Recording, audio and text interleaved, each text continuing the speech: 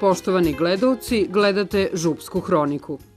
U Aleksandrovcu je obeležen dan sećanja na žrtve NATO agresije 1999. godine. Pokraj spomen obeležja pored Doma kulture Milosa Buca Mirković u Aleksandrovcu održan je pomen upaljene sveće i položeni venci i cveće u znak sećanja na poginule župljane u NATO bombardovanju 1999. godine. Vence su, pored porodica nastradalih i udruženja boraca, položili predsjednik opštine Aleksandrovac dr. Jugoslav Stajkovac, delegacije lokalne samouprave, političkih stranaka i građani.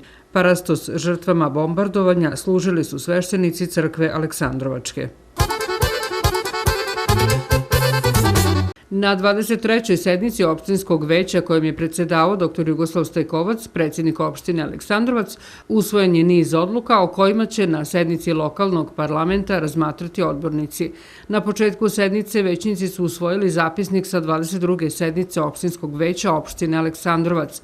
Opštinsko veće između ostalog utvrdilo predloge odluka o promjeni statuta opštine Aleksandrovac, pravilnik o zadovoljavanju potreba građana u oblasti sporta, kao i izmeni odluke o obrazovanju i imenovanju opštinskog štaba za vanredne situacije opštine Aleksandrovac.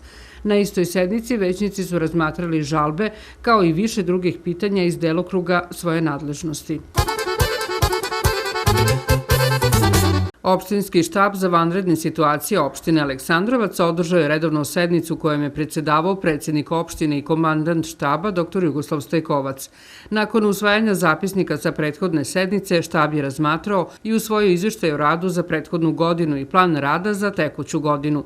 Izveštaj o stanju izvršenih preventivnih i operativnih mera zaštite od poplava i spremnost subjekata koji učestvuju u sprovođenju mera odbrana od poplava, a posebno javno-komunalnog preduzeća Aleksandrovac i drugih javnih službi koje učestvuju u zaštiti i spasavanju i formirao stručno-operativni tim za odbranu od poplava. Na istoj sednici štab je razmatrao i usvojio izveštaj o funkcionisanju protivgradne zaštite na teritoriji opštine Aleksandrovac i preporučio nadležnim organima opštine Aleksandrovac da u skladu sa finansijskim mogućnostima opštine planiraju sredstva za nabavku protivgradnih raketa. Kako državna revizija ne dozvoljava dotiranje nadoknade strelcima, štab je dao preporuku Skupštini da donese odluku kojom bi se obezbedila sredstva za dodatnu stimulaciju za rad strelaca na lansirnim stanicama. Također, zbog učestalih požara na otvorenom prostoru, štab je uputio apel građanima da ne pale biljne ostatke i nisko rastinje prilikom izvođenja poljoprivrednih radova. Opštinski štab za vanredne situacije opštine Aleksandrovac upućuje apel svim građanima da, a u cilju zaštite od požara, ne pale travu i nisko rastinje na otvorenom prostoru u blizini šuma, biljne ostatke na obradivim površinama, ostatke strnih useva posle žetve, kao i da ne pale vatru tokom boravka u prirodi na mestima koja zato nisu predviđena. Također, pozivaju se svi građani da, ukoliko uoče požar, o tome obaveste vatrogasnu jedinicu na broj 193 ili 037 3552 159 i policiju na broj 192 ili 037 3552 133. Zakonom o zaštiti od požara propisane su stroge zabrane i novčane kazne za njihovo nepoštovanje.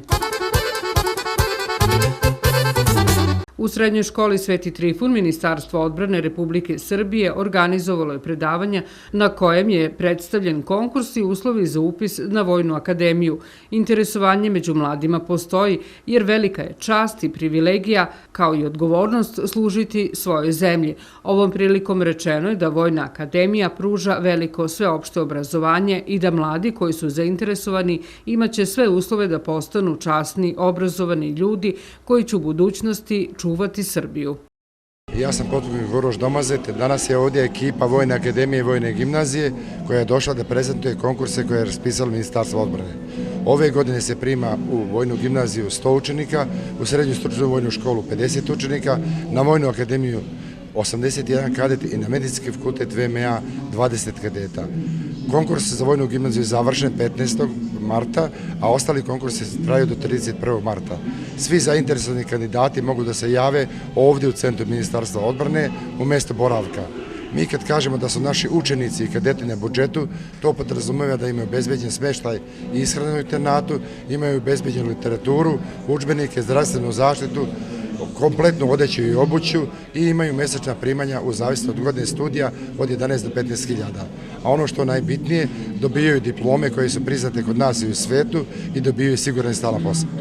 Ja sam kadet Jelena Pejković, kadet sam 2. godine vojno-mašinskog inženjerstva na Vojnoj akademiji. Ovdje smo došli da vam prezentujemo našu akademiju, da vam objasnimo kako je to školovati se na Vojnoj akademiji, da vam predstavimo sve prednosti Vojne akademije u odnosu na druge civilne fakultete. Ja sam kadet Odobašić Aleksandar, 4. godine Vojne akademije. Došao sam u vaš grad da prezentujem Vojnu akademiju, to jest uslove života i rada na Vojnoj akademiji i prezentujem konkurs za Vojnu akademiju. Došao sam ovde da podelim sa vašim sugrađanima iskustvo, da kako upisati Vojnu akademiju, šta ih sve čeka na Vojnu akademiju i da ih podržim u tome da prate svoj cilj, da budu hrabri i da veruju u uspeh i samo tako mogu i sigurno upisati Vojnu akademiju. Ona će im doneti sigurno lep, častan poziv, pošten posao i nadam se puno lepih godina tokom školovanja i kroz karijeru. U mesnoj zajednici Jelakci održano je još jedno predavanje za poljoprivrednike u organizaciji opštine Aleksandrovac i stručne savetodavne službe iz Kruševca. Predavači su govorili o temama iz oblasti stočarstva, zaštiti bilja i voćarstvu. Ovom prilikom vrhunski stručnjaci su govorili o razvoju malinarstva u planinskom delu Župe, jer proizvodnja ovog voća ima perspektivu, posebno ako se zna da na ovom području uspeva malina izuzetnog kvaliteta. Meštani su imali prilike da postave pitanja kako i dalje uticati na poboljšanje i razvoj agrara u ovom delu Župe.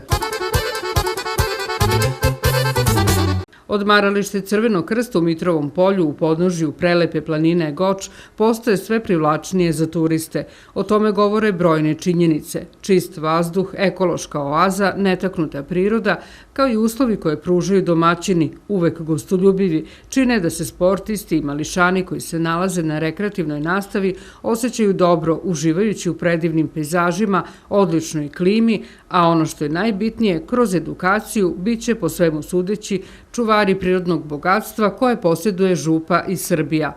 Evo njihovih utisaka. Dolazimo iz Velike Krsne kod Mladenovca. Imamo grupu dece od 1. do 4. razreda. Oni su ovde sada prvi put. Vreme nam je jako lepo. Odlučili smo se da dođemo ovde jer nam se dopada i objekat i priroda, tereni, usluga, sadržaj koji deca imaju tokom celog dana. Jako je lepo, Goč je divna planina, pre svega i zbog dece, zbog vazduha, zdravlja. Mi često dolazimo na Goč jer nam deca ovde odlaze kući zdrava. Tako da preporučujem svima da dođu ovde. Mališani su oduševljeni ovom čarobnom planinom i poželili su da se na ovo mesto vrate ponovo, jer sve to pruža deo njihovog srećnog detinjstva pod sloganom Vratimo se prirodi. Mikrofon je ovoga puta bio u njihovim rukama. Šta se tebi najviše sviđa? Pa meni se najviše sviđa što ima neke raznorazne planine što smo videli, drveće i tako mnogo toga. Vodenice i sve što je ovdje, to mi se sviđa. A najlepši je hotel. Šetali smo se, vidjeli smo razne reke i vidjeli smo stare vodenice. I jako mi se sviđa, ovdje ima teren fudbalski, jako je lep hotel i osoblje u njemu. Imamo jako dobre rekreatore i zabavne. Iz dana u dan odmaralište se osavremenjuje, održavaju se seminari, humanitarne akcije kao i drugi događaji, o čemu govori sekretar Aleksandrovačkog Crvenog krsta i upravnik letovališta Dragan Đurđević. Crveni krst je već u ovoj 2017. godini sa svojim odmaralištem počeo sa radom, opet na temu seminari vezano za delovanje u nesrećama i ovdje se dešavala jedna vrlo značajna obuka za ekipe za delovanje u nesrećama za tim za ekstremne zimske uslove. To smo napravili da bude ovde, a oni su sa svojim edukatorima i sa svojim instruktorima išli na Kopaonik i radili su i pokazne vežbe koje su naravno od velikog značaja za iskustvo tih mladih momaka i devojaka koji će se sutra dan baviti spasilaštvom na planinama i na vodama. Pored toga, Crveni krst Aleksandrovac i odmaralište Crvenog krsta je radilo i druge seminare na temu prve pomoći i na temu davalaštva krvi. I tek će raditi u ovoj godini, smo dogovorili da to do početka letnje sezone bude u još par navrata. A što se tiče rekreativne nastave, evo sad upravo imamo decu iz osnovne škole Bisa Simić iz Velike Krsne, gde, kao što ste vidjeli, deca ko deca zadovoljni su, na nama je da im učinimo boravak prijatnijim i lepšim, a u tom kontekstu je Crveni krst Aleksandrovac učinio jedan napor da se smeštajni kapaciteti i ono što Crveni krst nudi učine što lepšim i što pristojnijim. Radimo na tome da ova letnja bašta koja je iza mene i koja se sad vidi u kadru da bude što prihvatljivija i radimo sad jednu nastrešnicu uz objekat koji je do bazena. Nadam se da ćemo je završiti do kraja boravka ove dece, da će oni imati prilike da budu ispod te nastrešnice, jer je to nešto što će biti multifunkcionalno. Kad su deca tu, oni će biti ovde ispred učionici, kad su odrasli tu, to će biti sastavni deo letnje bašte, tako da imat ćemo, nadam se, još lepši i uređeniji prostor. Navikli smo da nam kažete da do kraja sezone su uvek kapaciteti popunjeni. Kako će biti ove godine? Ja se iskreno nadam da će tako biti ove godine. Što se tiče do početka sezone, imamo ove seminare koje sam napomenuo. Što se tiče letnje sezone, standardno imamo košarkaše, naše odbojkaše, zatim decu koja će biti na odmoru i oporavku, mislim na socijalno ugrožene kategorije stanovništva, tako da se nadam da će i ova sezona, zajedno sa karatistima naravno, biti popunjena do kraja avgusta meseca. Aleksandrovačko kulturno-umetničko društvo Župa organizuje koncert igara, plesa, drame i baleta. Celovečernji program biće održan u subotu 25. marta 2017. godine u Domu kulture Milosa Buca Mirkovića početkom u 19 časova. Na koncertu će nastupiti i Narodni orkestar sa kolažom narodnih pesama. Podršku ovom mladom društvu pružit će i gosti večeri Kulturno-umetničko društvo Soko Banja i Kulturno-umetničko društvo Mladenovac. Inače, ovaj ansambl svojim nastupima promovisao je Župu i njenu dugogodišnju tradiciju širom Evrope. Mladost, talenat, etnomotivi, šarolikost nošnji prepliću se na pozornicama u seoskim domovima kulture širom opštine Aleksandrovac kroz tradicionalnu manifestaciju Susreti sela 2017. Protekle nedelje svoje folklorno i umetničko umeće predstavile su mesne zajednice Kleš iz Leginje. Domaćin je bila mesna zajednica Garevina. Ova manifestacija, čiji je cilj očuvanje tradicije i narodnog stvaralaštva, neguje izvornost i običaj jednog kraja i okuplja veliki broj mladih. Organizatori su Kulturno-prosvetna zajednica Župa i Dom kulture Milosa Buca Mirković, a pokrovitelj opština Aleksandrovac. U nedelju 26. marta u Gornjem stupnju sa početkom u 20 časova nastupit će mesna zajednica Gornja Velika Vrbnica i domaćin mesna zajednica Gornji Stupanj. Rukometni savez Rasinskog okruga na svečanosti održanoj u Aleksandrovcu u restoranu Bazeni dodelio je priznanja zaslužnima za razvoj rukometa u Rasinskom okrugu i proglašeni su najbolji sportisti za 2016. godinu. Rukometni savez Srbije je pre 2 godine obeležio 65 godina rukometnog sporta u Srbiji u Beogradu na svečanoj sednici, a na nivou Rasinskog okruga svečanost je upriličena u Aleksandrovcu, centru ne samo vinorodne, nego i rukometne Župe. Događaju je prisustvovao predsjednik Rukometnog saveza Srbije Božidar Đurković. Ja sam odnedavno postao predsjednik, dakle pre nekih 4,5-5 meseci, i ono što bih želeo da kažem to je da rukomet počiva i zasniva se na entuzijastima i entuzijazmu rukometnih radnika, upravo vas ovde koji ste večeras tu. Kao član izvršnog odbora Evropske rukometne federacije, kao predsjednik takmičarske komisije Evropske rukometne federacije, meni to znači puno, ali mi ne znači ništa koliko mi znači večeras ovde što sam sa vama.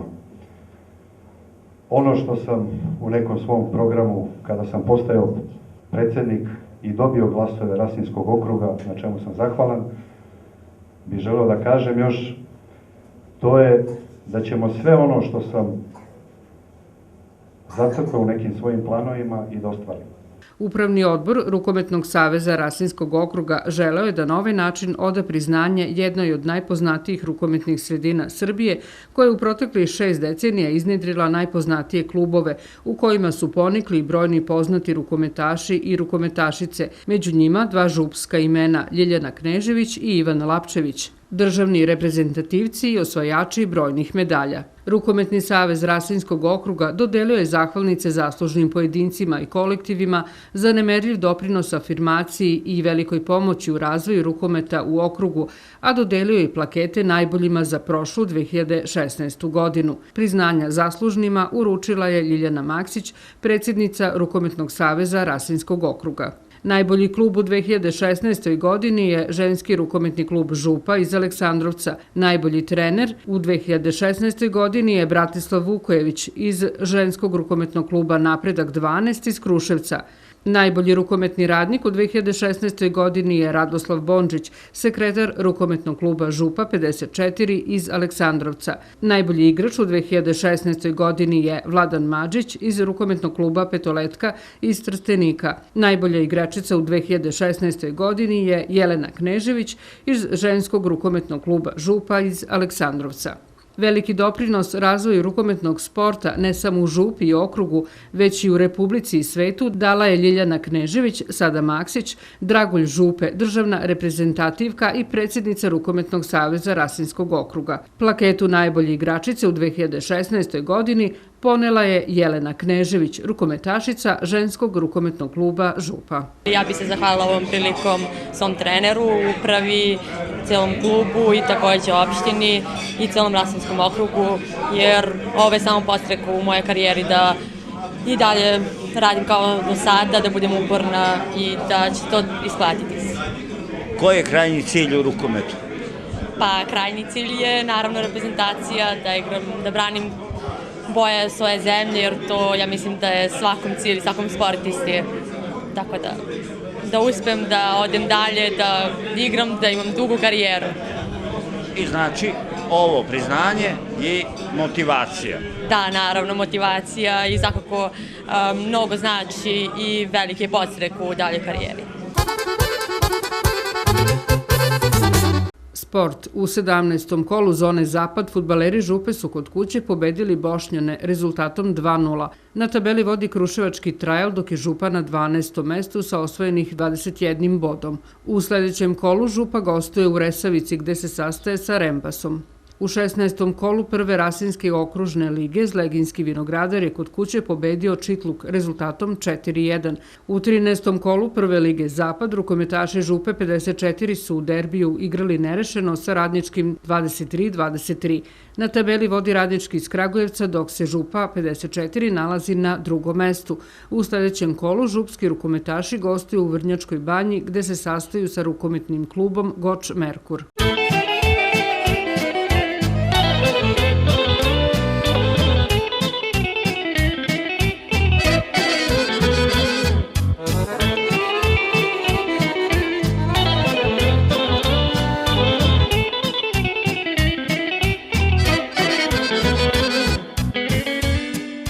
Poštovani gledaoci, pratili ste Župsku hroniku.